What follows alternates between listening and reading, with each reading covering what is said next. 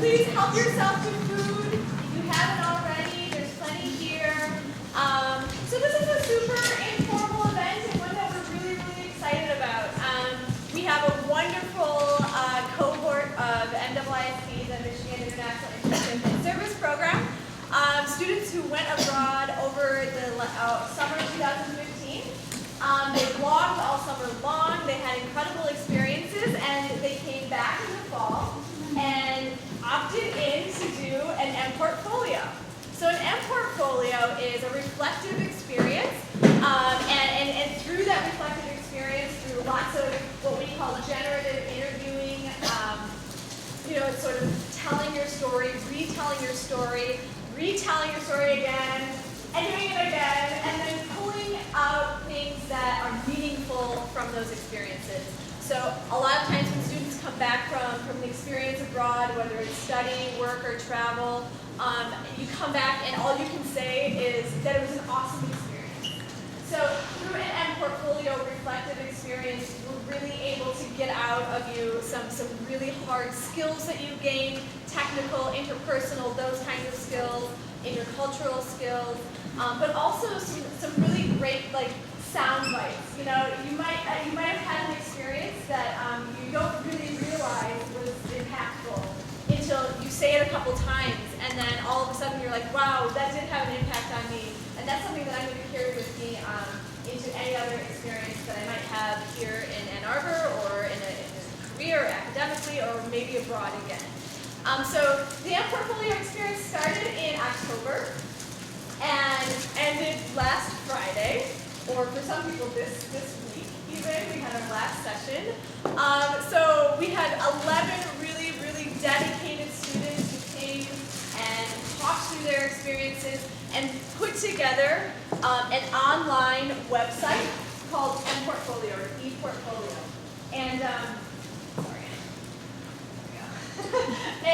and so these ePortfolios sort of are the long version of what they're going to present to you today. So they're going to give you a 10-minute snapshot of what they created, outline who they are, what they did, a reflection of things that they gained from these experiences, and some impacts and takeaways.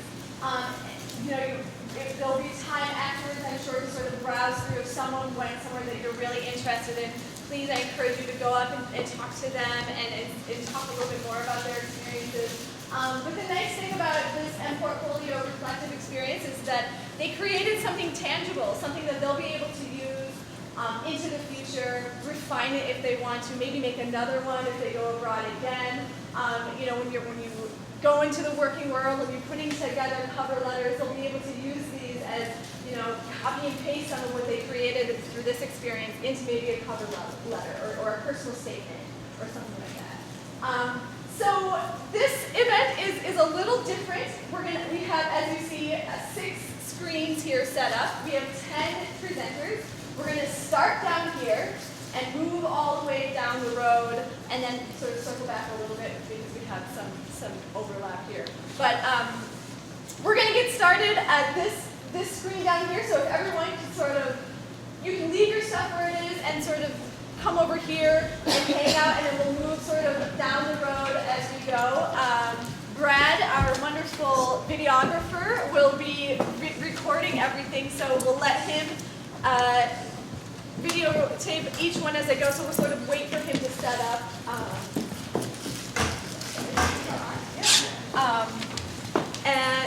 So our first presenter tonight is Melissa Deneau. Am I saying that correctly? Deneau. So take it away. Alright, so my name's Melissa, and I'm a sophomore studying international studies and women's studies. And this summer, I went to Rome, Italy for 2 months and interned at the International House of Women, which is a nonprofit. More specifically, I worked for the cooperative called Be Free, which aims to end violence, discrimination, and human trafficking.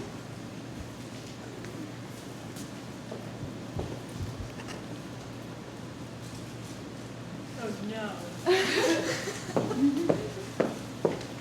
you want to just catch the sign in? There we go. Okay, good. All right. So here's kind of just where I talk about what I wanted to do before I went. I really didn't have a clue what I wanted to do, so I applied to a program called CIS Abroad, which gives you a customizable internship. So what I did know is that I wanted to do something with women's rights, and so they found me a placement that really fit.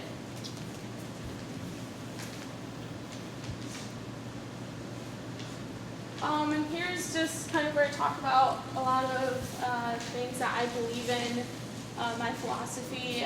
So some of the things that I want to touch on are that, I really believe in traveling. I think that you learn not only a lot about the world, but about yourself. But you can't just go out and travel. You have to have an open mind and be willing to break out of your comfort zone so you can try new things. And also when I was in Italy, I read a biography on Audrey Hepburn, and there was a quote in there that really stuck with me, and it's that as you grow older, you will discover that you have two hands, one for helping yourself and the other for helping others. And that's just something that I'm very passionate about. I'm very passionate about human rights, and I think that with whatever you're passionate about, it's also important to be dedicated to it and hardworking.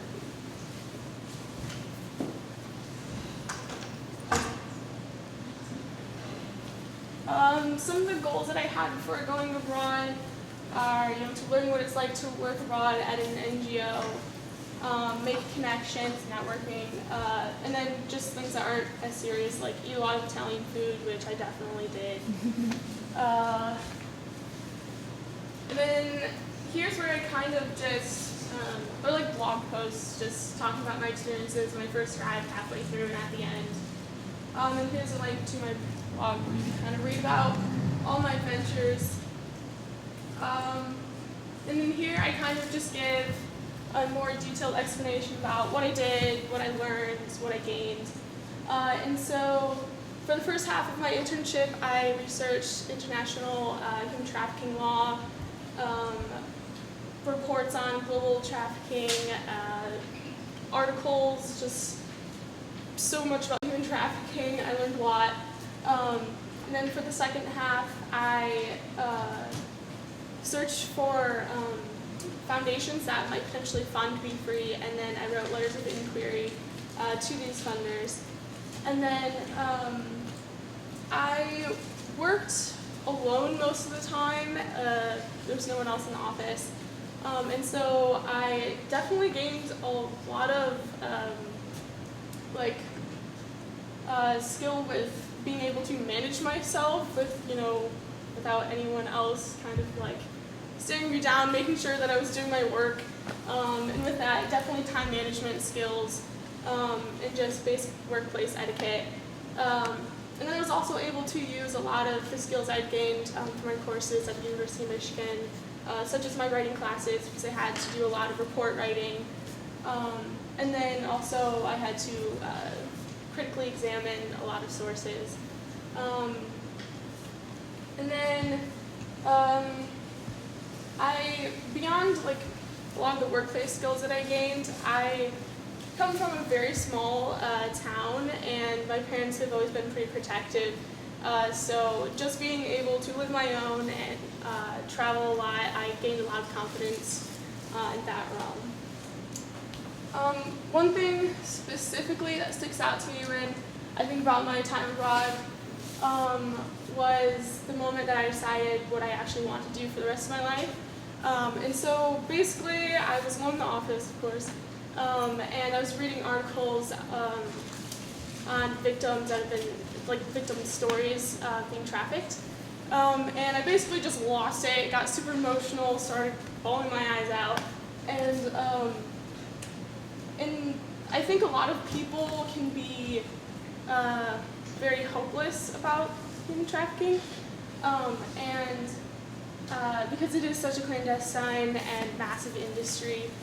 But in that moment, I kind of decided that I wanted to spend the rest of my life doing what I could to end human trafficking, or at least help victims of it. And so I decided then that I wanted to become a lawyer. And so I think that the biggest thing that I learned is that I didn't know what I wanted to do before I went abroad, but I knew that I needed to be doing something to figure it out. And so I think that's the biggest takeaway with this year, because not everyone's going to be as lucky as I was to actually figure it out. But I think that going out and trying new things, such as an internship, can really give you a better understanding. With that, here's just kind of where I have a bunch of pictures from all my travels abroad. But other than that, that's it. Thank you.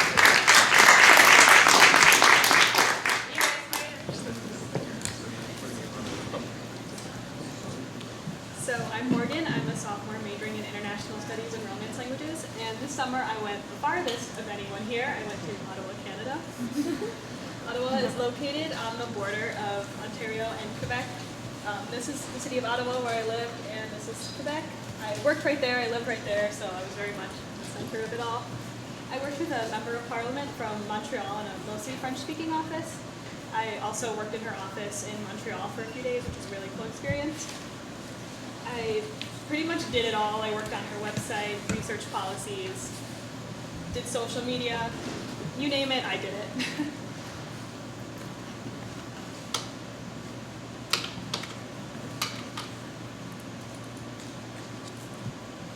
So these were the goals that I had set up for myself before I arrived. And when I came back and I looked at this for the first time, I laughed because they're so different than what I expected.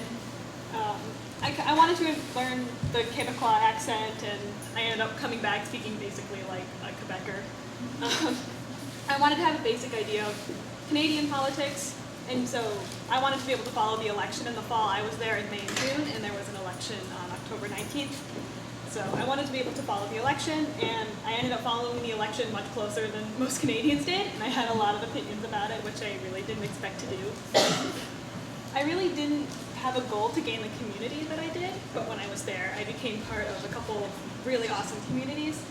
First of all, the larger political community in Ottawa. I felt really well connected with everyone from my party, the other staffers in my office, other MPs, as well as the other interns that I was with. I went with a group of other interns from U of M, and we all grew really close. The best example of this community is on my second day here. Second day there in Ottawa, I received an invitation to go to a party to watch the Alberta elections with my MP and all the other people from her party. I really didn't even know where Alberta was, to be honest, and I really couldn't care less about their politics, but I went. And it was actually the coolest experience. We walked into this bar, and it was packed full of people. Everyone was watching the elections and cheering and screaming because their party won. The most liberal party won in the most conservative province, so it was a really big deal. And at that moment, I really felt like I was initiated into this political group in Canada.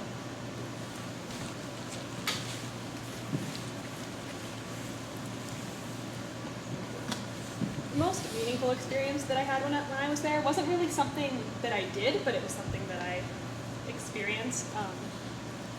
My MP was the chair of a committee, and so throughout my internship, I was really involved with her committee work.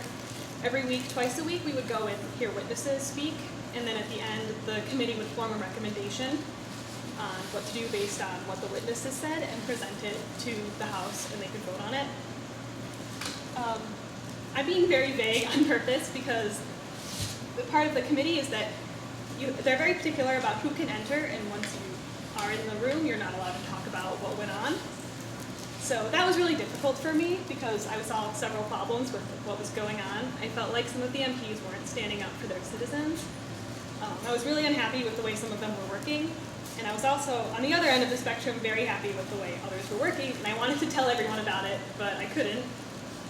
So I was really conflicted because why could I, a foreigner, see what was going on in this committee when people who voted for these people can't even see what they're doing during their job? So I was really upset about this, and I couldn't do anything about it. I couldn't really tell my friends what had gone on. I couldn't tell the other people in my office what had gone on because they weren't at the meeting. So the biggest problem here was the lack of information that people had about their politicians. So to channel that into something positive, I tried to make more information available for my MP's constituents. I did a lot of translation work because most of the people in my office were all French speaking. So I would translate things into English, like the newsletter that was sent out to my MP's constituents, social media posts, website information. She was really involved with cooperatives, so I raised a lot of awareness about what she did on the cooperative committee and her work with cooperatives in her riding, which is what they call the district.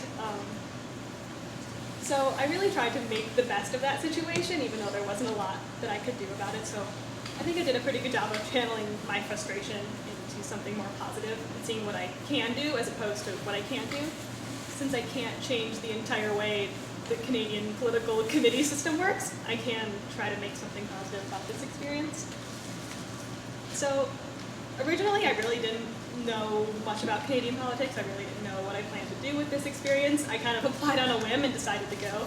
But I really loved it. I loved the work. I loved the issues that went on. I probably know a lot more about Canadian politics now than I do about American politics. So I would love to go back and do it as a career. I don't know if I'd be able to, but it really opened up some new ideas for me as for what to do in my future. And I use the skills that I learn there every day. In French class, I can improve. I have used my reading and writing and communicating skills in my French classes, my writing skills, my research skills. I've improved in a lot of areas thanks to this internship, and I think I would be in a very different place had I not done it.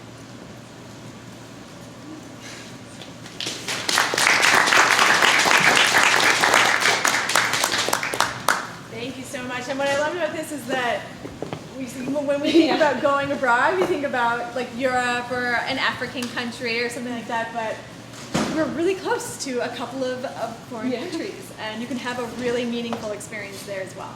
So thank you so much. Hi everyone, I'm Pauline Harrington. I'm a senior here at U of M studying women's studies, and I'm doing pre-health. So this summer I spent 6 weeks in Cape Town, South Africa. So I had 2 internships actually. One was with South African Christian Leadership Assembly, which was like a home-based care organization that focused on primary prevention for people at risk for diseases like diabetes and hypertension, and they also did community health workshops for those who were already sick. And then my second internship was with Retreat Health Center, which was basically like any health clinic you might see here, with a lot of different departments such as ARV, which focuses on HIV/AIDS patients, injections, psychology, trauma, and then maternity ward. So my initial motivation for wanting to go to Cape Town was that I've always wanted to do public health. That's been my goal since my sophomore year. But earlier in the summer, in about June, I decided that I maybe also wanted to go into nursing. So this was my way to like pursue my public health path, but also see if like nursing was something that was a good fit for me. And so this is my philosophy statement, and it says a lot about me as a person and also my trip to Cape Town. So when thinking about like writing my philosophy statement, I ran across this quote that you see on the screen, and it's live, travel, adventure, bless, and don't be sorry. So for the live part, I feel like, I don't know, something that we take for granted a lot is just like not only life, but like living our lives. And so I try to be conscious of that every day.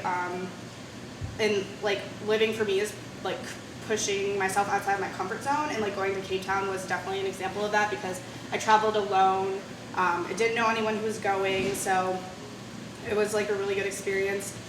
And the travel, so either across the world like I did, or just like going somewhere new in Ann Arbor, just like discovering new places, is how opportunities present themselves. And then adventure, like I'm personally my most authentic self when I travel, and like that creates life-changing moments. Like definitely that happened to Cape Town. And also blessed, so like one thing I learned, not just this trip abroad, but like other trips abroad and just like traveling other places in the country, is that like everyone's presence is a blessing. Like not one person or one type of person is more, their presence isn't more blessed than another's. And then also don't be sorry. So I guess for that, it's like don't be sorry for being curious and never apologize for that. And so my trip to Cape Town really inspired a lot of what is like in my philosophy statement. And then so for my global experience, so this is really hard for me to summarize, and as you can see, this is like super long. Actually, I'll go to the picture. But some, like to shorten it up kind of, so my first internship at South African Christian Leadership Assembly, which I'm gonna abbreviate to SACLA, that was a nonprofit organization, so it was focused on, like I said before, on home-based care for the chronically ill, for people who suffer from diabetes, hypertension, TB, and cancer were the most prominent. So my role at that internship was mostly just shadowing, but I also got to assist the nurses a lot with just like simple things like taking people's vitals, like their blood pressure, helping create workshops and like presenting workshops, and getting to know all the patients. So we'd go to their houses within the township, which was like a really cool experience because not only did you get to see like how their healthcare system works, but also like the conditions that these people are living in. And this was also a Christian-based organization, which was really different for me because I don't affiliate with that religion. So every morning they would have prayer, which wasn't in English, it was in their native language, Xhosa. So like I couldn't understand anything, but it was still like a really cool experience. And then they'd always do songs, which some of those would be in English, and then they would like hug each other before they went out on their home visits, which was just like they created this really strong community. And also to keep in perspective is like Cape Town is a very developed country, especially in terms of Africa, but it's also still very segregated after apartheid because that was pretty recent in their history. So the township I worked in outside of the city of Cape Town was pretty poor. And then Retreat Day Hospital, so this one, as I mentioned before, had a lot of different departments, and my role was basically just to observe doctors and nurses in each of these departments and inquire about the processes and like how they handle different, like a variety of different health circumstances within those departments. So through both these internships, I learned a lot about South African healthcare, and through interviewing and doing my own research. But like the main takeaway is like South Africa had free healthcare, but that didn't mean that everyone got service or had the resources that they need. So a lot of that had to do with like lack of transportation, especially at the health clinic, Retreat Health Clinic, because people didn't have the means to get there, or even if they didn't, like the ambulance service was free, but because it was free, people really took advantage of it even when there wasn't emergencies necessarily. Long waiting times and just like understaffed clinics. So basically this experience just provided like a very wide experience of like how there's not just like one perfect healthcare system, especially like in America where a lot of times we talk about like, oh, if healthcare was free then like a lot of our problems would be solved, but that's not necessarily true because as I saw there, like even if it's free, some people wouldn't be able to access the care they need. So this like is going to be super valuable for me going into the health field, like learning about this and knowing that like how to cater to specific people and their specific needs. And then, so I had two really meaningful experiences when I was abroad. The first one was kind of really difficult for me because it kind of like, my expectations for the summer kind of fell apart through this experience. And I wasn't initially supposed to have two internships while I was in Cape Town, but I had to leave my first one at SACLA because of a certain incident that kind of put my well-being at risk. And so it kind of not only made me realize like the true dangers of being in Cape Town and just being abroad in general, which was something I was kind of naive to before, but then it was also the moment where I realized like I definitely was no longer home. I was in a place that was completely foreign to me, and that was like a really, like hit me really hard. And so after this like really heart-wrenching experience that still is with me today, it's allowed me to think past expectations kind of in everyday life and just like appreciate things for what they are and not like what they're supposed to be, or what you think they're supposed to be, I guess. And then my other meaningful experience was a lot more lighthearted. So wanting to go to the health field, I was really excited about experiencing and like witnessing a lot of different things within the clinic, and like one of those things was a live birth, which to a lot of people would be like a really intense, like scary thing to watch, which it definitely was.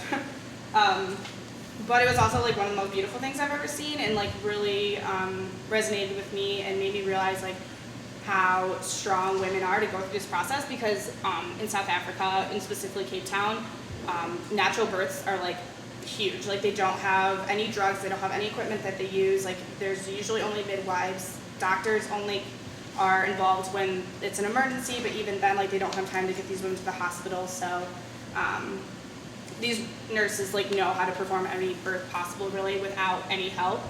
So it was just a really cool experience, and it like made me feel really good that this lady, I had no idea who she was, just like let me watch her birth, and her, you know, childbirth is a very special thing. So that meant a lot to me. So yeah, I guess in terms of like my future for that experience, like I just am gonna make sure like if I become a midwife that like women know their options for childbirth, and that you don't necessarily have to do with drugs or have to have a doctor there or anything like that, because there's women all over the world who do it naturally, and it's pretty amazing. Okay, so then this is just a collection of pictures that I took throughout my trip. And I guess just to wrap up, there's no doubt in my mind that I want to go into public health and nursing now, and so that's like been a really good decision I've made, and also this trip has allowed me to have a more holistic view of healthcare and what that means in different contexts, and I think that's really going to be important for me going into healthcare in the future.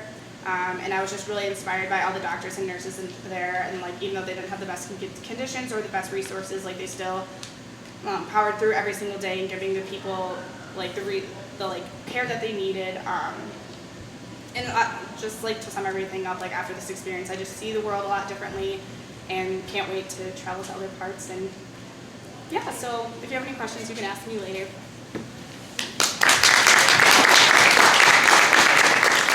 And I am a junior here, so I was in MIISP. I started in 2014, and I'm studying international studies with a focus in global health and environment. So a lot like Pauline, I'd love to go into public health, is eventually where I want to end up. And this past summer, I was in Addis Ababa, Ethiopia, and I spent 8 weeks there, and that was capped with 3 weeks in Ann Arbor, then the 8 weeks in Addis, and then 3 more weeks in Ann Arbor on the way back. So if you're curious about Addis like I was, because I had no idea anything about it, I learned a lot about it in terms of the language. It was the farthest I've ever been away from home, and I learned a lot about the language, the location, history. I got to see Lucy, the skeleton, on my birthday, so that was really cool. I like to say she came to my birthday party. And I was also there during the rainy season, so I truly understand now what it means to rain, and a lot about the different foods and things like that. So I did look up things before going to Addis, and most of it rang pretty true, but it's interesting to see what happens on the ground and what is reported in terms of what it's like. And then in terms of what I was working on, I went over with actually engineering students, which is a really cool experience for me since I'm a non-engineering student. So it gave me the opportunity to really it challenged me actually a lot to think in different ways and learn different methods of problem solving. And so I went over with 4 University of Michigan students total, but there were 2 of us working on this maternal health project, and then 2 were working on a different engineering project. And so when we got there, we teamed up with 4 Addis Ababa Institute of Technology students and their biomedical engineering. And so this is where I worked every day. This is St. Paul's Hospital, Millennium Medical College. And what we did there is we used a process called design ethnography. So the main portion was observing in the hospital, whether it be in the maternity ward, the operating rooms, the neonatal intensive care units, and antenatal clinics, and things like that. So going through the process, we together, as it was around design, we were collecting need statements about design and things, how we could use design to influence maternal health. So my partners and I, we ended up choosing fetal heart rate. And so these are some of our original sketches, and then when we got back into Ann Arbor are some of our prototyping and things of that nature. And in terms of goals, interestingly, one of the other MIISP members mentioned that her goals changed quite a bit, but mine stayed pretty similar. So like when I came back, I looked at these and I was like, okay, that was pretty good. I thought that, it stayed kind of similar. So I was really, really happy that I felt like I was able to work on these goals throughout the summer, and it was really a good thing to set them before going. That was really helpful for me personally. And in terms of my global experience, I just have this picture here to show you. This is on the top of what they call Mount Ntoto. It's kind of like a big hill, if you ask me, but and I really love this picture because it reminds me a lot of actually what my hometown looks like. And so it was amazing to me that you can go miles and miles away from where you are from and still see something kind of similar in a totally different context. So, maybe minus the donkey over there. And then for meaningful experiences, I had some really great ones. And the ones I chose to use for my MPortfolio are more personal experiences. So in this first one, I wrote about a guard who was, because I stayed on the Addis Ababa University campus, and so we were in the international dorm, and we had a guard there who really, I didn't know what his job was really until we came home late one night from work, and he had called every single person that we knew to make sure that we were coming home safely.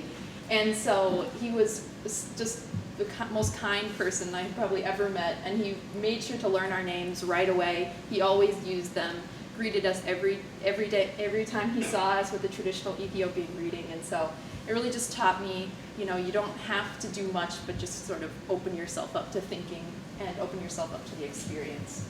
And in another sort of personal example, I was eating with my friend Mekwenet at our favorite cafe, and the way that Ethiopian food is served is it's served on a really big platter, and everyone shares from the same platter.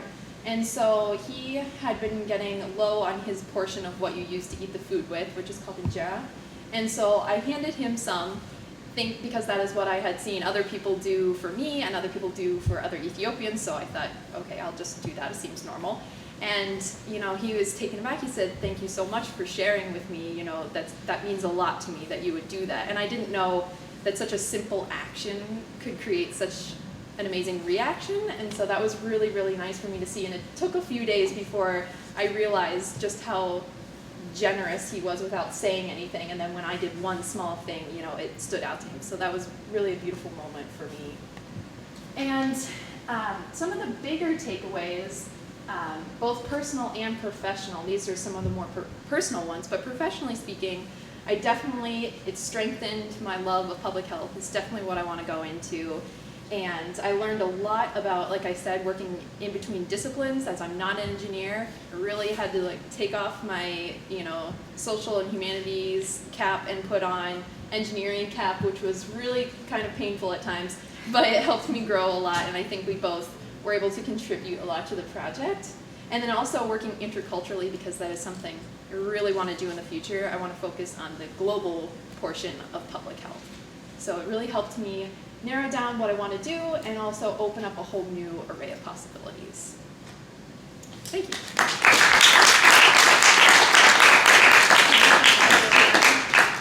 And Julia also had to suffer through one-on-ones with me every week too. I wouldn't say suffer. It was good for me. I hope it was good for you too. Yes, it was. Thank you.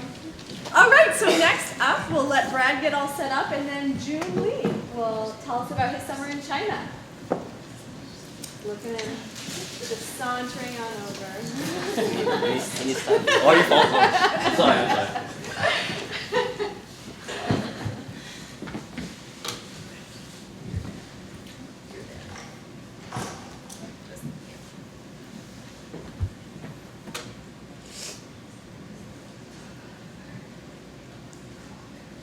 Singles backwards. Yeah, the signal isn't great over there. Alright, so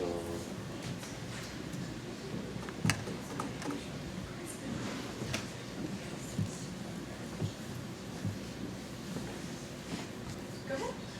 alright, hi guys. My name is Joon Lee, and I'm currently a junior studying sport management. It's in the School of Kinesiology. I have a focus right now on international business, and I'll tell you in a little bit why.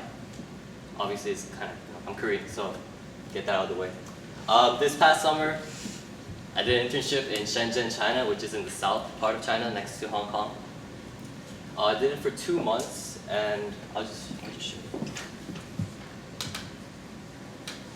So, before we begin, while this thing loads, I just want to show you a little bit about myself personally. So the quote, "I'm the most international US citizen you'll ever meet," that's a quote by me.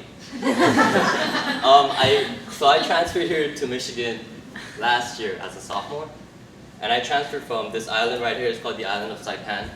It's the U.S. territory in the Southeast Asia region. I'll show you a map right here.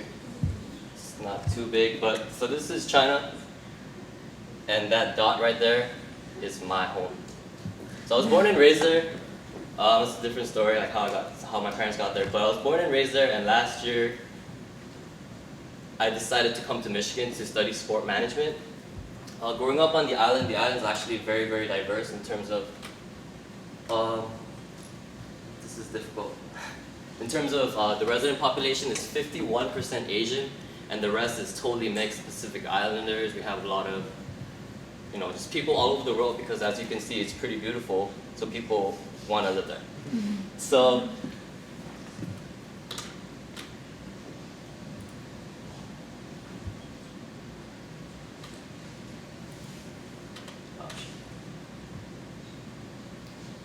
I'll get into my philosophy statement later, because my internship personally really changed how I thought about a lot of things, and it really altered my philosophy and my perspective on how I feel a lot of things. So when I interned in China for 2 months, I had no idea what I was doing, because I had no idea what I was about to do, because my company didn't really tell me. So this is gonna be kind of a theme throughout my presentation.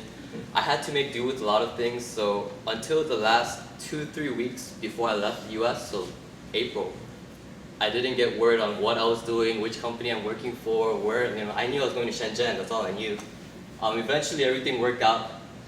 What I ended up doing was I was a marketing and strategy intern, also a term on position title I gave myself, because so my company was Bright Future International. What they do is basically they send Chinese athletes to this place called IMG Academy in Florida. I don't know if you guys heard of it. It's actually very, very famous in the sports world, and it's basically like a high school development kind of academy where student athletes go, they get a great education, and they get a lot of physical training, and they want to be either professional, they want to go professional, or they can go to college as well.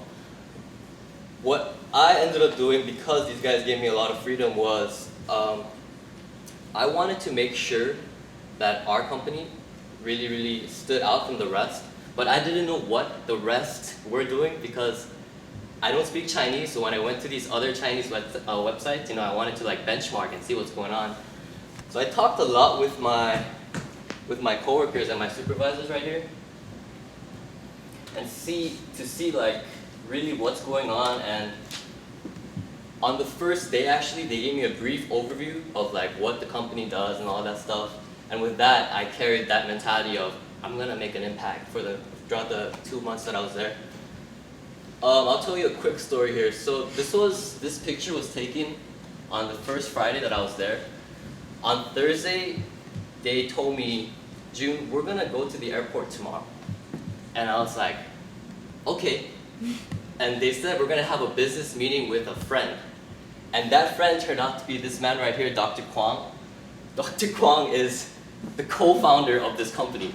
So I didn't know what was going on. They didn't give me a lot of information, and what ended up happening was we went to a nearby airport in Guangzhou, and we had a 3 to 4 hour intense business meeting exclusively in Chinese. I don't speak Chinese, so it was interesting, but this lady right here, Charlene, she's a college student majoring English. She basically helped me out, and in terms of she tried to translate, but basically I got 1/4 of the information.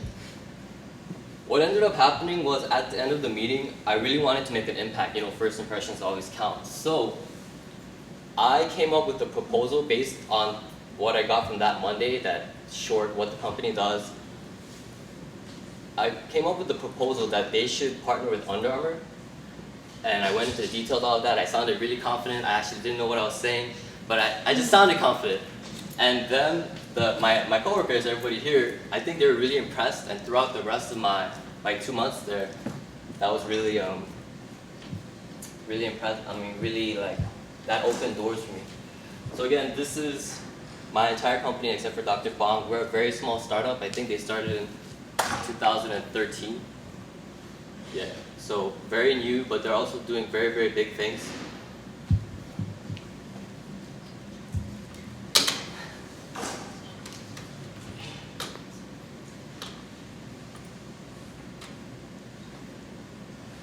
Alright, so that's like more of the professional side. The formatting got a little messed up here. Also, personal side, I actually went to China once before. It was in Shanghai. I went to Shanghai, but throughout that, I took a Ross Global Practicum course. And what that is throughout the semester, we learn about a specific country, specific topic. And I participated in this program where executives from a really big bank called ICBC, Industrial Commercial Bank of China, they came to Michigan and they were on some kind of executive education program. And I made friends, basically. I made friends with them and I met up with them when I was in Shenzhen, because when they went back and I told them I was going to be in China for the summer, they're like, no way! And then they came over to Shenzhen and then we went to travel. This is a Nan'ao Beach area. It's a very famous beach in,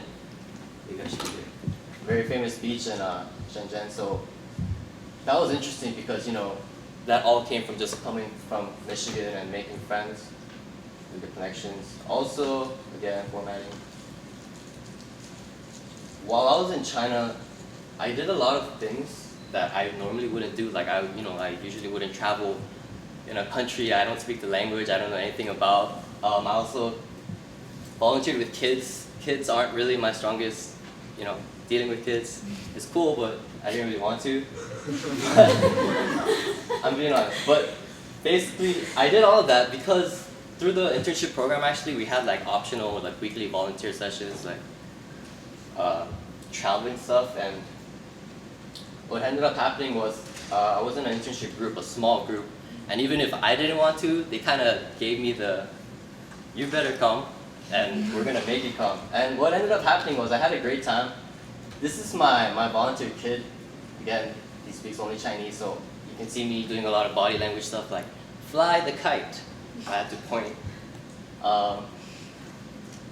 This is the big Buddha. So this is like literally, it's a huge statue of Buddha. It's in Hong Kong. You can check it out, it's also pretty cool. We did a lot of traveling through that. These are some of my interns, and that really helped me out and like broadened my perspectives personally and both professionally.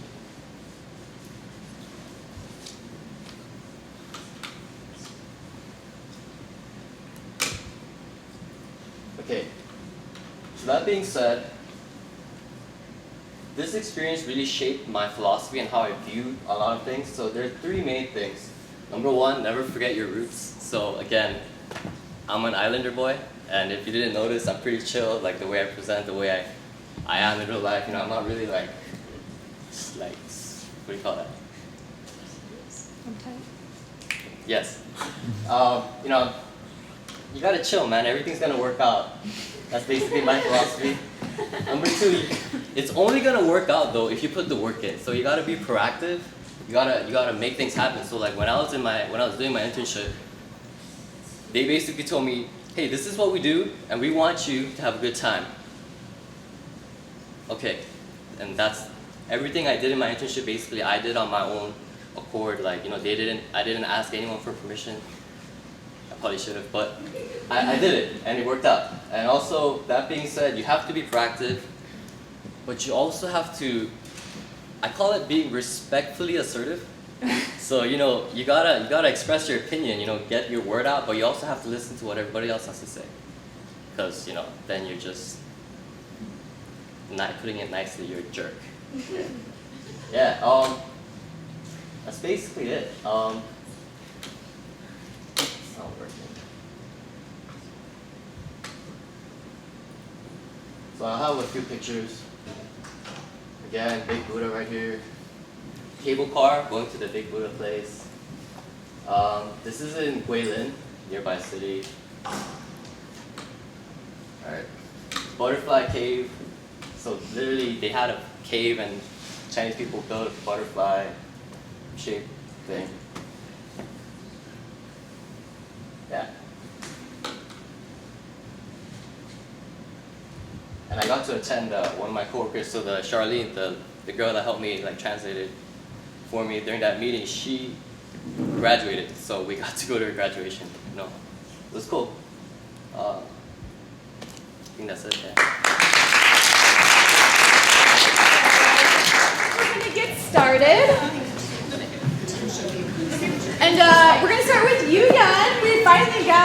situation figured out. So she's gonna take the reins here first, and then we'll move on to the final portion of our evening. Great. Hi everyone, I'm Yuyan. It's so nice to meet you guys today. And today I'm just going to introduce my experience of study abroad in Japan. So I'm just going to start with why did I go to Japan. Because I majored in psychology and international studies.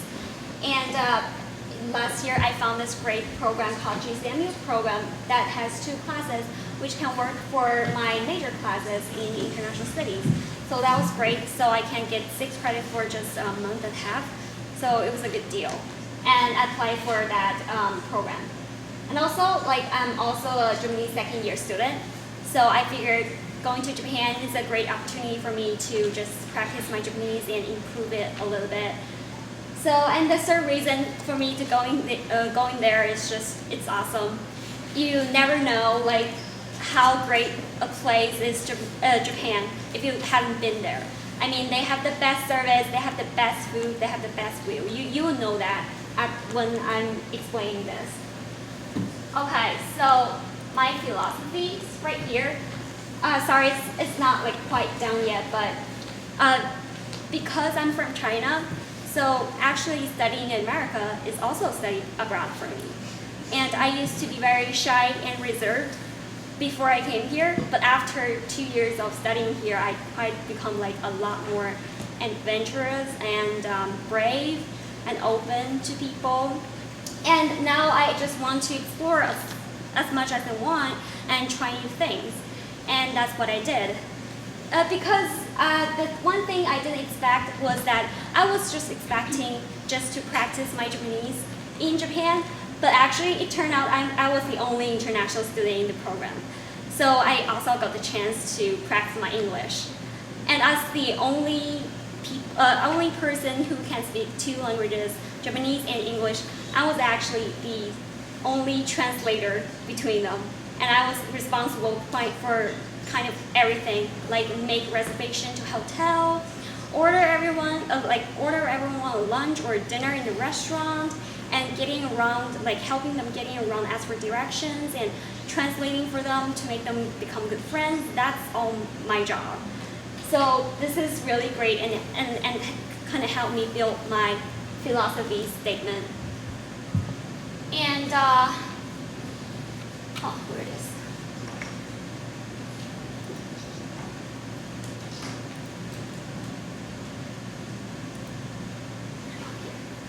So you can see this is a picture from a temple in Japan, this really pretty picture.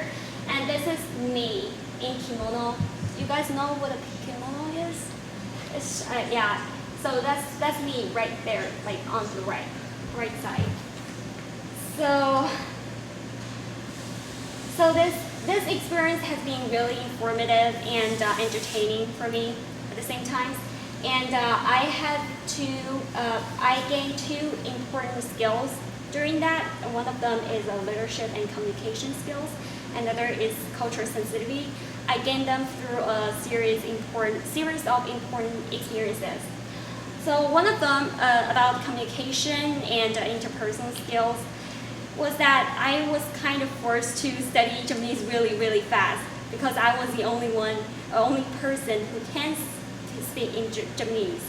So I was kind of responsible for everything, and I made a lot of mistakes in translating, honestly. There was one time we went to this hot pot restaurant, and I thought we just have to make one order, and that was it. And so the money can be split up in 4 ways, so everyone don't have to pay that much. But actually, it was a buffet that I misread in the menu. So everyone has to pay $50 for that dinner. Of course, I paid more because it was my mistake. And of course, I learned from that. Another incident was I led one of my American friends to go to a really close convenience store to buy towels. And I thought she would be okay, but turned out she's not. So I didn't go with her. And it turned out she bought a whole bunch of lottery tickets. I don't know how it worked out, but she was just stuck there talking to assistants in the store for 40 minutes. And because they don't speak the same language, she was literally stuck there doing nothing. And she was almost about to cry. It was like after we found her, she really like cried to me. And that's when I feel really guilty and regretful because I wasn't there for her. And I should have considered that situation before this even happened. So that's how I learned my Japanese really fast. And also another thing that really amazed me is that a lot of my American friends just make friends with Japanese people really fast. Even they don't even speak the same language. They just use whatever they can, just body languages, postures, and drawings to communicate. And they make friends really fast. I was really wanted to learn like how they do it, so I was kind of observing them for a while. But no, like they made friends so fast it was invisible to naked eyes. So, but one thing I picked up from them is that as long as you're being cheerful and you're being open and friendly to people, you can make friends very easy, even though you guys don't even speak the same language. So that's what I did after that, at that moment of epiphany. So I just kind of become more open to strangers. I just say hi to random people on the street, and that's how some of them become my friends. And now I can be more comfortable with people around, and I become a good conversation starters, and my sense of humor also rises.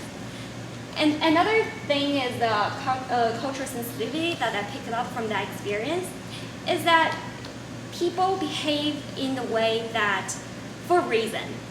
And I picked up from that because there was one time I went out to a restaurant with a girl, and she said, "Oh, if you're not gonna finish that piece of bread, I'm just gonna go to the restaurant, pick up a napkin, and wrap that bread and eat it for you because my mom taught me not to waste any food." Of course, that was a little awkward for me, and she doesn't eat seafood, and seafood is a big part of diet in Japan. So it wasn't like a pleasant experience for everyone at first. But then I was close to her, and I found out that she was raised in the desert, where she had to treasure every drop of water, every resource, every piece of bread she can get, and she had never eaten a single seafood in her whole life. So it's like after you get to know them, after you get to know the background story, everything starts to make sense and become so understandable. So now I just become more sensitive to people's cultures and their background stories, and as long as you feel in their shoes, everything becomes like so understandable. So that's my two meaningful experience. And there's an important takeaway for me is that you have to make sure with the credits evaluation office in your university to make sure you can get all your credits transferred back. Because that's what happened to me. I just made sure with my academic advisors, I didn't make sure with the office, and then I just got half of my credits transferred back. And it was a long shot, and it took me a whole lot of time to negotiate with them to get all 6 credits transferred back. But I just got lucky, so I don't want the same thing happen to you guys. Thank you so much.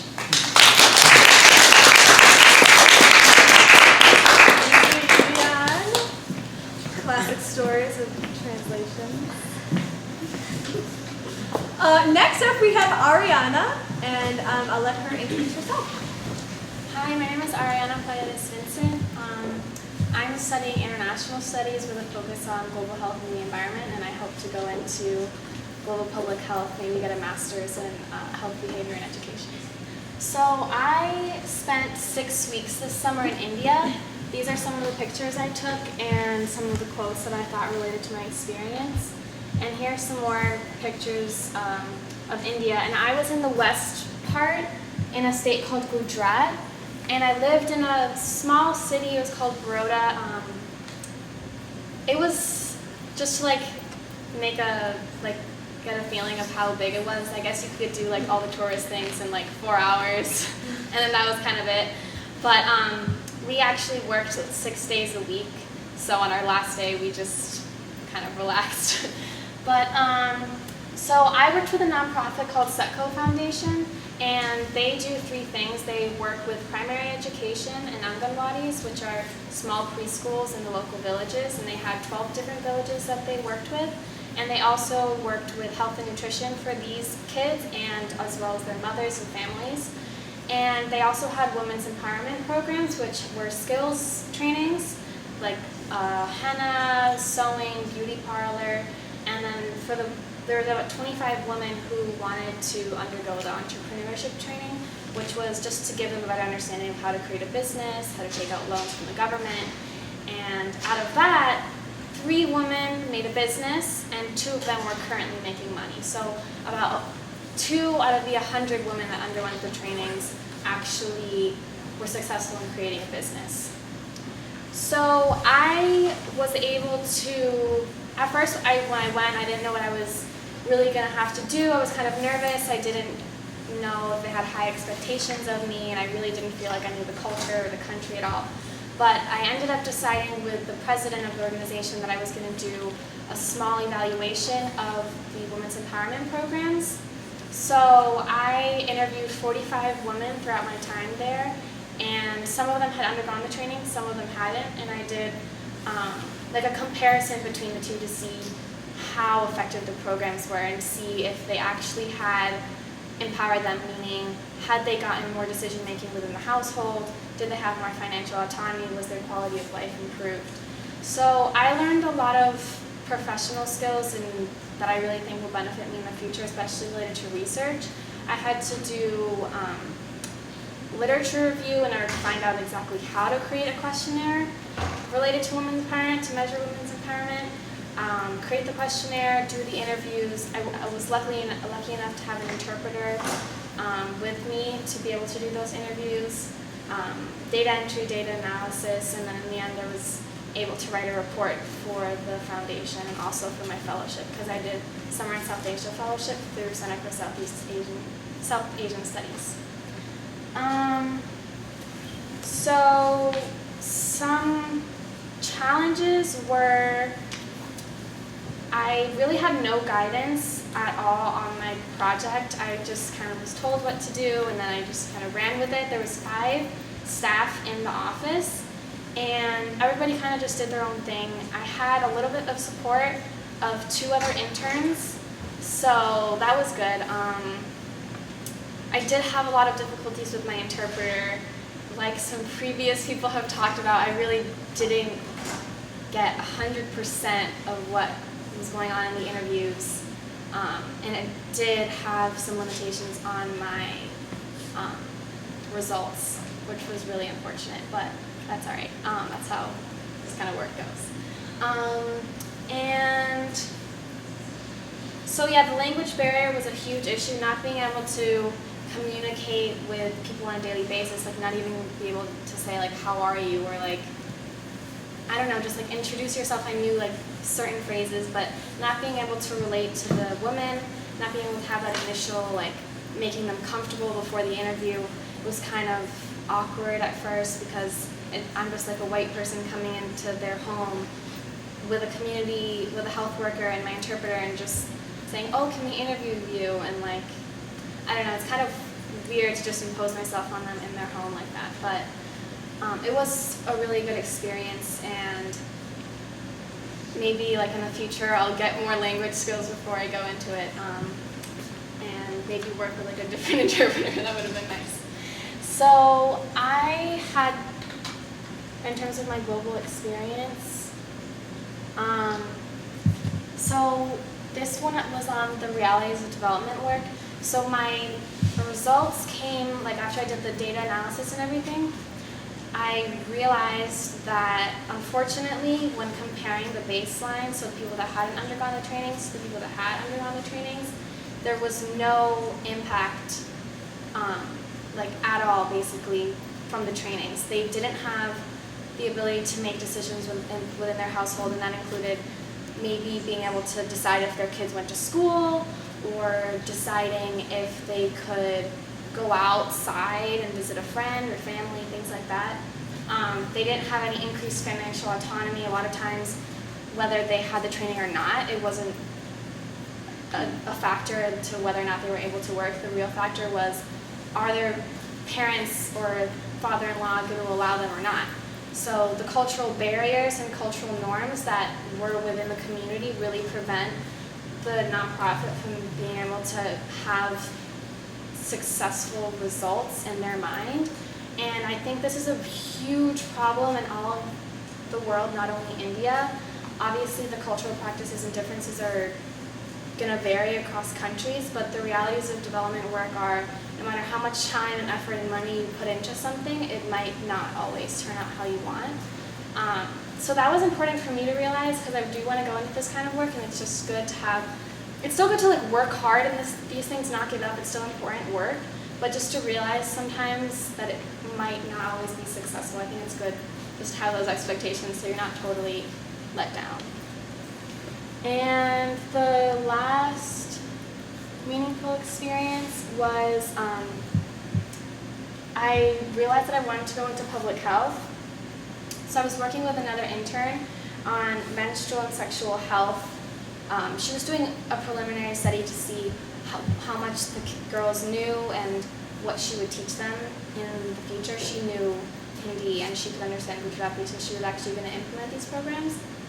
And I realized how cultural practices and stigma can cause negative health outcomes, and also how you can't have women's empowerment without public health and access to quality health care for girls, women, children, everybody. And the last thing was I realized that there was a lot of discrimination against women. I knew that going in, but the extent I wasn't aware of, and I just realized how lucky I am to be a US citizen. I know that women face discrimination here also, but there's no comparison, and I just realized how lucky I am, and it really humbled me. And I want to thank Audrey. We had wonderful one-on-one sessions, and MIISP, just to reflect on my experience. It's one thing to go to another country and do this kind of work, then you kind of come back, go to classes, not forget, but get distracted by tests and things like that and not realize and what you actually learned from a global experience.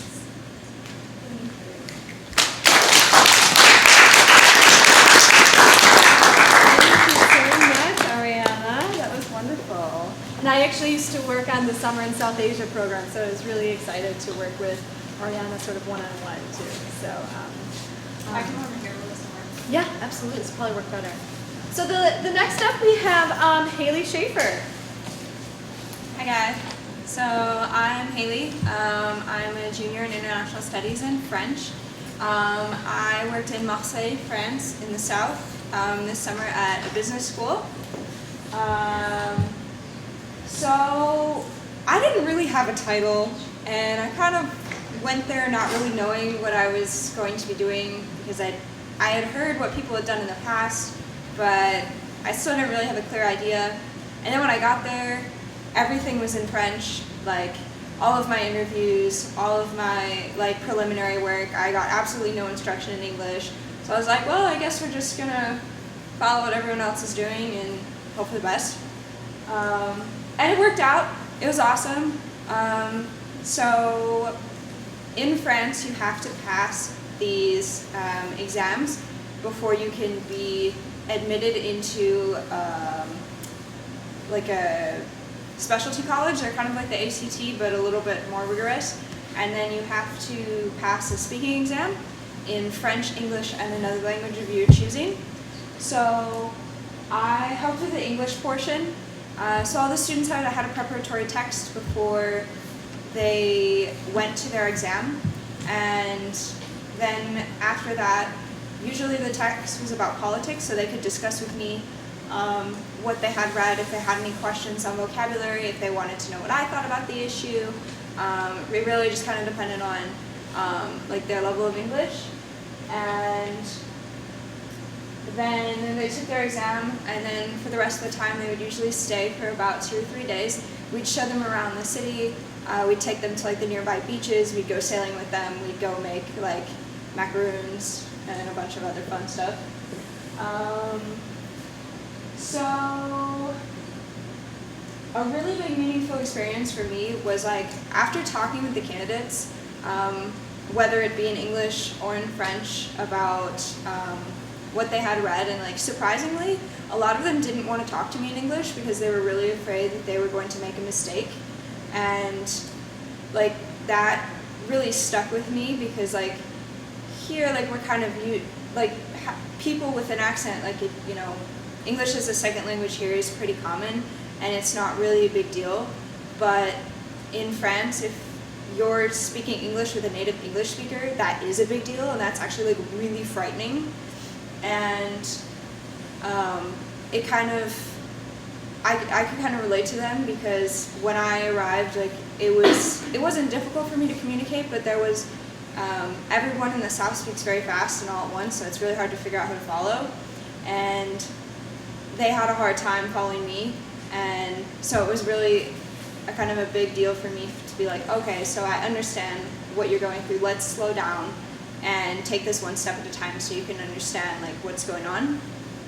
And having the political conversations with the upper level students, they brought up some like policy issues or like ideals that for me didn't really seem like a big issue, but for them, because of their background, that seemed like a big issue to them. And we were discussing Hillary Clinton and one of her like economic policies, and it really kind of like stuck with me that like just because I'm from America and I see this happen every day, this is an outside view, and for them to kind of have their own opinion. And it was really cool for me to see that, and that was kind of like my takeaway. Like now when I look at policies and stuff like that, whether it's in class or in the news, like I kind of can step back and say, okay, so if I'm an outsider or a foreigner, what am I going to think?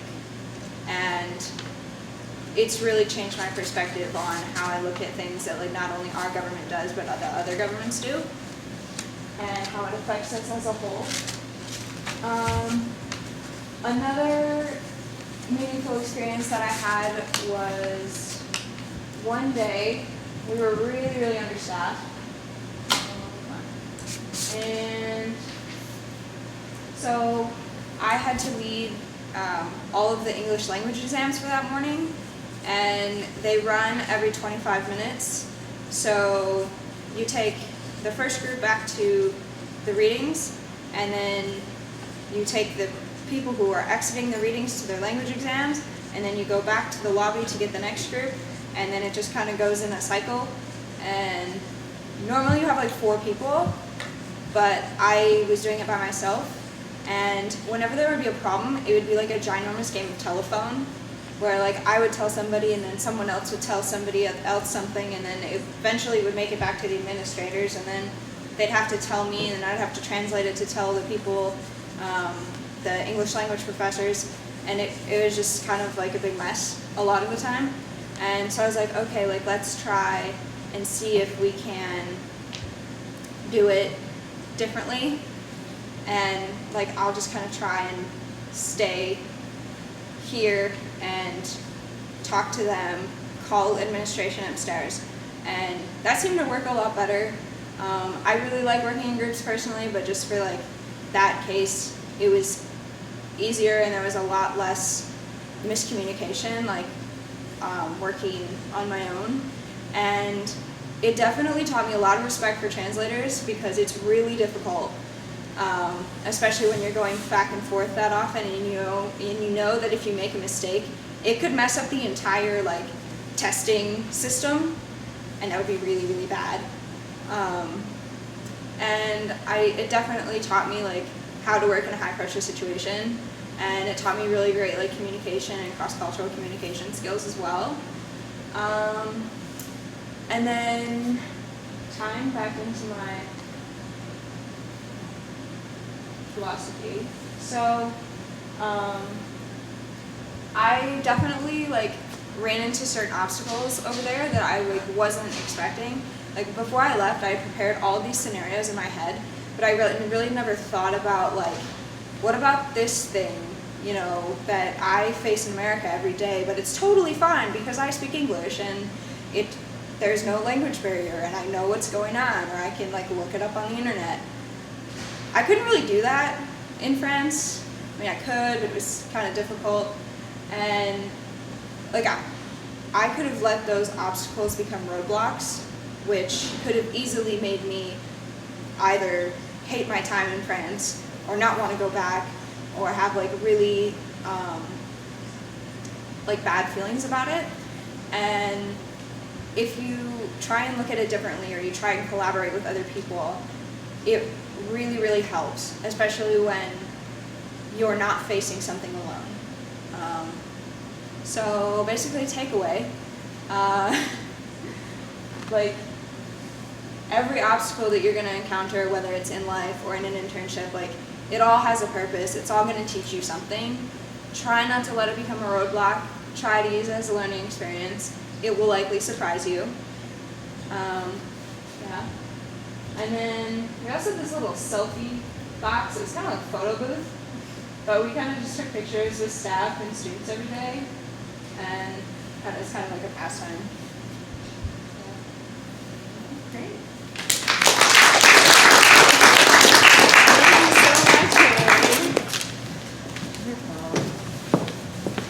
You're actually over here. All right, next up we have Brigitte Smith. Did I say that right? Yes. Okay, cool. So again, I'm Brigitte Smith, and I am an international studies major in political economy and development. And I interned in Valencia, Spain this summer with a nonprofit called La Fundación por la Justicia, which is basically Foundation for Justice. But before I delve into that, I just wanted to start with the quote by Mark Twain. Travel is fatal to prejudice, bigotry, and narrow-mindedness, and many of our people need it solely on these accounts. Broad, wholesome, charitable views of men and things cannot be acquired by vegetating in one little corner of the earth all one's lifetime. And this quote really encompasses my philosophy on interactions with the world around us, and being open to new experiences and what the meaning of these experiences have. Also, how others have outlooks on the world, and that is my main motivation to major in international studies and then also travel abroad. Applying, and I guess this picture is kind of an epitome of this statement that taking a path less traveled or unknown can lead to greater heights. And this is in Calpe, Spain, so a small town south of Valencia, and we were cautioned on this hike because it's just a narrow little path that we at points had to take a rope up steep parts, and there was no one else around. We didn't have to sign a waiver or anything. It was under our own discrepancy, but it just kind of showed that the Spanish lifestyle was a little bit more laid back, but it also provided the opportunity to take in life a bit more than the rush of America. And then, as I already said, I am an international studies major, which is a reason why I wanted to intern and not just study abroad. I wanted to go by myself and put myself in an environment that really pushed me to use Spanish, and then also to be exposed to a professional workplace in another country to see if this is what I wanted to do for the rest of my life. I'm really passionate about working for a development program, and I ended up being matched with this nonprofit that really mirrored my philosophy, and just the core points would be human rights, awareness, education, employment, integration, and lens. This foundation utilized awareness programs, training programs, and social action development programs to help with the integration of the community, and also with immigrants in the community and then also other communities in Senegal, for example, and Paraguay. I had to translate some documents from that. And going into the job, I only expected to be working on their awareness programs, such as their International Film Festival, which actually is going on right now. But I did much more than that in the office. I translated documents, project evaluations, and funding proposals, which helped me to gain insight on what they were doing and how they were implementing, and then also from past projects if these projects were successful. And my supervisor was really nice in explaining the programs and any questions that I had about their implementation. And it also helped because then I could include it in their translations. But then I also had to help organize their bills and their expenditures for different projects. And I didn't really expect to do that, but it is a part that comes with planning projects and helping in development. And it's kind of led me to decide to minor in business, because from her I saw the value in understanding finance. I also got to attend meetings with sponsors, conferences, and I prepared a presentation for an Amnesty Youth campaign. But the most valuable experience was probably volunteering at one of their outreach programs, which happened to be in a community in the outskirts of the center, and then this program was at an elementary school, and it was a pre-morning care program. So what they did was they provided breakfast and lunch for students in immigrant families and other underprivileged families that their parents couldn't really provide the necessary food or attention to build their personal skills. So what they did, and this basically through volunteering, it reconfirmed my values or my ambitions to establish programs that establish systems to provide basic needs. You can see in most of these children, they're very tiny, I guess you can say, stunted growth. And you can see like their elbows were popping out of their skin already, and they were only 7 or 8, but they looked like 4-year-olds just because they didn't have the nutrition. And from the project evaluations I did, it was touch based on how in the beginning everyone was so quiet, they never paid attention in class, but through interacting with other students and having the nutrition, they were able to focus better in class, and they also just communicated with each other better. But one student I really connected with in particular was the youngest. She was 4 years old, and she was really tiny, and she was the most evident case of malnutrition. She also refused to eat on certain mornings, even though her body clearly needed the nutrients. I still don't really understand why she didn't want to eat, but when she didn't, or if she did eat, the other children would make fun of her. And this kind of amplified the overall sentiments against immigrants from Senegal that Valencia kind of has a stigma against them, because they don't understand their cultural, there is a lack of cultural understanding. And this program makes sure that the leaders work with the children to make sure that from this young age, not only are they gaining more personal skills, but then they're also respectfully interacting with each other. And yeah, this was just a great opportunity to volunteer in a program that was addressing an overarching issue at a local level and starting with students from a young age. But my work was only a small fraction of the important moments that I had in Spain. I took classes for 2 weeks and lived with a host family for 2 weeks. This is probably what I was most nervous about, living with a host family and having dinner and what to say, but everyone there is very understanding, and it's kind of just putting yourself out there and knowing that it's okay to make mistakes. And most of the times you'll gain more from just taking the initiative than falling down. You can always pick yourself back up.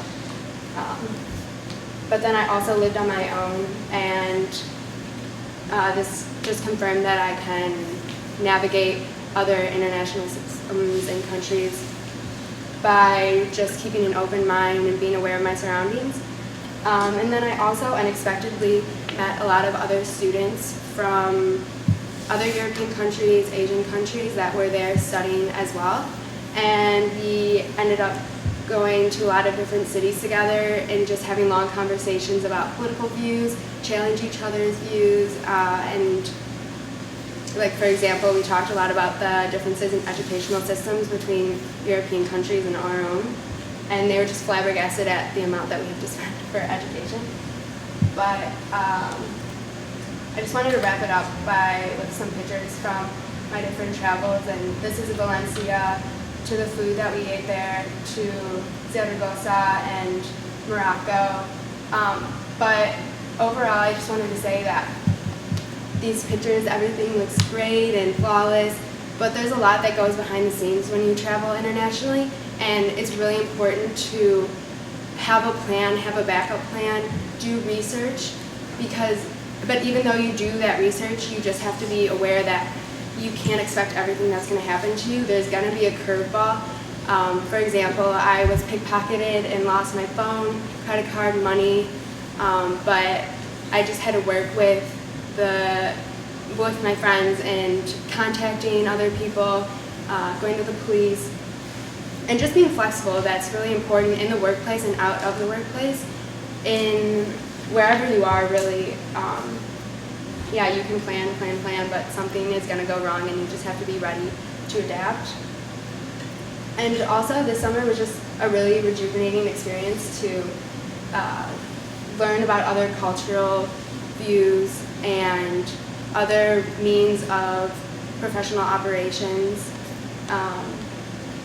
And you can even see in my blog, I was just flabbergasted by the beauty of the city and the food and their cultural styles, but I slowly became more critical of their systems. The more I spent time there, the more it's easier just to get annoyed by little things, how they work. For example, like if you go to a restaurant, they don't ever bring you a bill. Okay, no problem. But then when you have to be somewhere and it takes them 40 minutes to bring the bill, and you don't want to be rude, and you have to be understanding of the other work that they're doing, and this is just how they operate, it can sometimes be frustrating.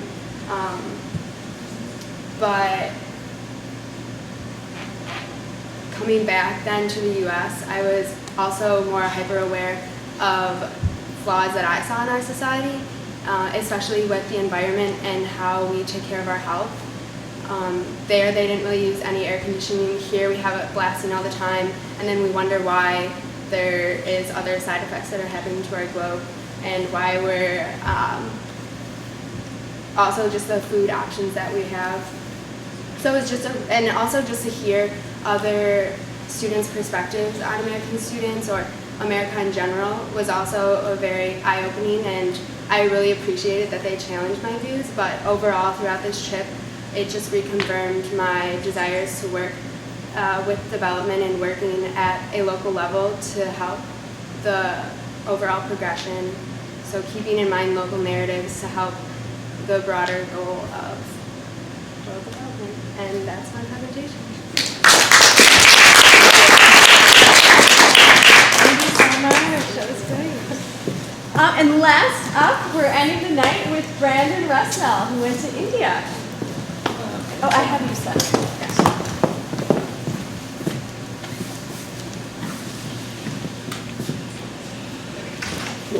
Thanks for staying the whole time.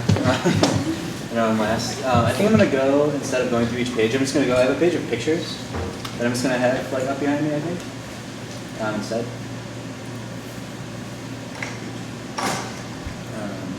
Yeah, so we'll start with that one. So yeah, my name's Brandon. I'm a student here, obviously. I'm studying math and econ, also philosophy, lots of random things. So I originally started math and econ. I wanted to go into like finance or investment banking or something pretty hectic like that. Basically because I want to make a lot of money. Like, not saying it's a bad job or a bad decision, but probably not for the right reason. I started studying philosophy, especially ethics. quite a few classes in ethics now, and that really has like informed my worldview and the things I want to do, which kind of led me to India, where I work for an NGO promoting girls' education for the most part. Yeah, and then I kind of touched, but yeah, my philosophy statement, basically, I have it up here, but there's no picture, so I won't go through it. Basically, I just think that everyone in the world like deserves like a step on like the development ladder, like something like that. You know, people shouldn't be denied like basic human rights, or they should have, you know, they should have clean water, they should have food, education, which is a big problem for girls in India, especially rural India, which is where this was. Yeah. So my job, I was working for a company called Pardati Educational Society, or PPES, and my office was actually in Delhi. So I worked mostly in Delhi, which is an urban, it's the capital of India, urban area.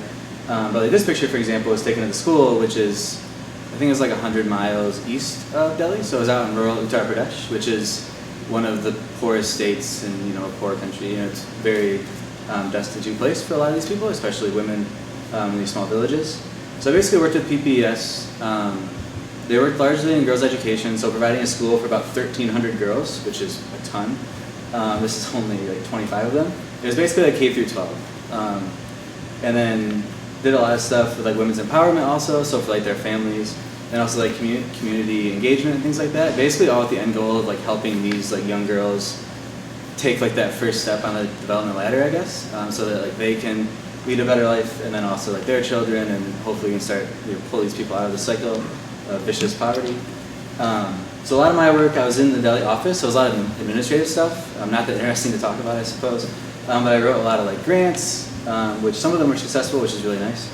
I did social media posts like Instagram and Facebook and things like that. Yeah, that was all really fulfilling, but I really enjoyed going to visit them there.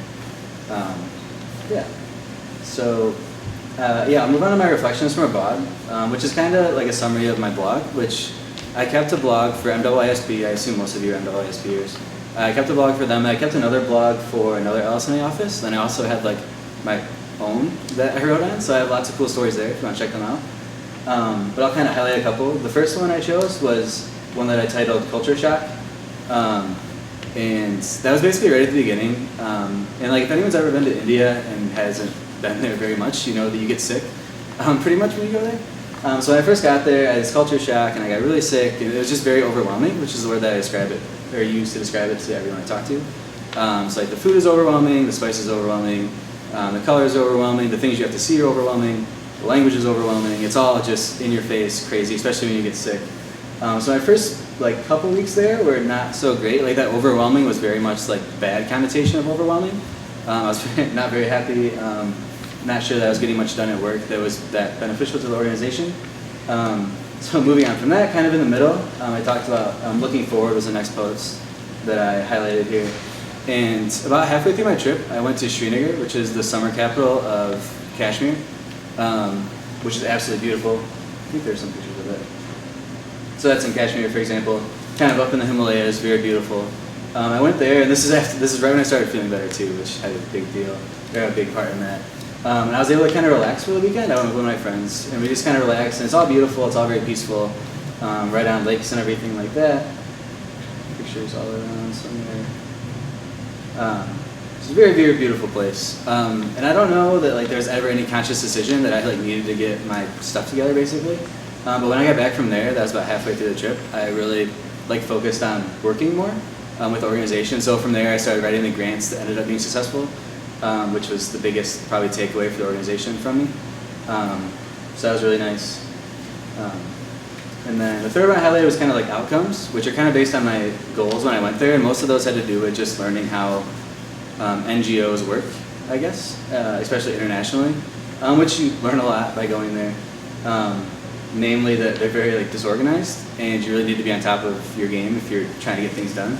You need to be proactive, and you need to, you know, ask people what you need to do to help, and all these other things. And a big problem for me, especially, their internet was very slow, which I think was just a problem in the office. But it was very hard to do things, especially like social media posts when I couldn't get on the internet. So I had to be kind of like resourceful and think of things I could do. So I like wrote future blog posts and like posted social media posts for them to use after I left. Wrote like a guideline for writing grants, like things like that for them, because English is like their third or fourth language typically. So yeah, like when you go abroad, remember to just be resourceful. Sometimes it's harder than in the United States to figure out exactly what you need to do. And moving from there, I want to stop and thank like MIISP. So that's kind of like a really quick summary of what I did and like my trip and everything. And that's kind of fun. But MIISP really helps you to think about like what's meaningful about that and what you need to take away and like what impacts you as you move forward in life. Like for example, I'm graduating in 5 days and had to find a job, and like all of those decisions and like related to that were all informed by my experience there. So thanks to MIISP, I kind of have like 2 meaningful experiences I want to talk about, kind of like everyone else. The first one's kind of sad, so I'll start with that one. I think it was my second or third trip, which would have been about in the middle of my second or third trip to the school. I went about 4 or 5 times. It's about 100 miles, like I said, off, so it wasn't a daily trip or anything. So I went there, and you go and you talk to the girls who are like K through 12. There's a ton of them, and English is like their third language. So they're not always like great at having like these really intricate conversations. A lot of the conversations go something like, "What is your name? What is your father's name? Where are you from? Do you have brothers and sisters?" Kind of, which is like nice, and it's really fun to interact with people like that there. And they loved it, of course. But it's really nice when you get to have like a more in-depth conversation, which I was able to have one time with a girl there. I think she was like 6th or 7th grade. I actually didn't ask. And basically there was a group of them. They were all asking me questions about like America and like building snowmen, really like fun things like that. And she was the only one that could really communicate with me with like complex, I suppose, sentences like that. So it just made a really lasting impact. I really thought like, wow, this girl is like really brilliant. This is like her third language. She's speaking English. You know, she's like clearly like so great at this. She's better than these other girls here. Not that they were bad, but it was just very notable like how well she was speaking. So I kind of the rest of the day I was like, that was really cool. I'm really glad I got to have that opportunity. And then some of the administrators and teachers were talking about like specific hardships that these girls have in their family. Without going into any details, it's pretty awful for them. It's even worse, especially considering the context of they're in a village where most of the families make like a few dollars a day.